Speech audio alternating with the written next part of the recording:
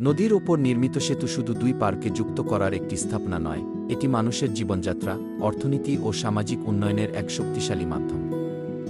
সিলোনিয়া নদী ও কালিদাস পাহালিয়া নদীর উপর নির্মিত লেমুয়া সেতু, লেমুয়া বেইলি সেতু, নবাবপুর সেতু, নবাবপুর, ভোর বাজার সেতু এবং সালাম মাঝি সেতু এই অঞ্চলের যোগাযোগ ব্যবস্থায় এক নতুন দিগন্ত উন্মোচন করেছে।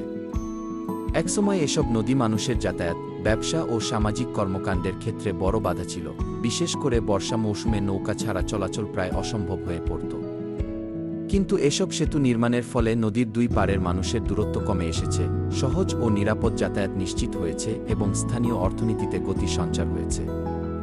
কৃষকরা এখন সহজেই তাদের ফসল বাজারে পৌঁছে দিতে পারছেন, ব্যবসায়ীরা নতুন বাজারের সঙ্গে যুক্ত হচ্ছেন এবং ছোট বড় শিল্প ও বাণিজ্য কার্যক্রম দ্রুত সম্প্রসারিত হচ্ছে। শিক্ষার্থী ও রোগীদের জন্য স্কুল, কলেজ ও স্বাস্থ্যকেন্দ্রে যাতায়াত অনেক সহজ হয়েছে, যা শিক্ষা ও স্বাস্থ্যসেবার মান উন্নয়নে গুরুত্বপূর্ণ ভূমিকা রাখছে। একই সঙ্গে আত্মীয়তা, সামাজিক সম্পর্ক ও সাংস্কৃতিক যোগাযোগ আরও দৃঢ় হয়েছে, কারণ মানুষ এখন নির্ভয়ে ও স্বল্প সময়ে এক পার থেকে অন্য পারে যাতায়াত করতে পারছে।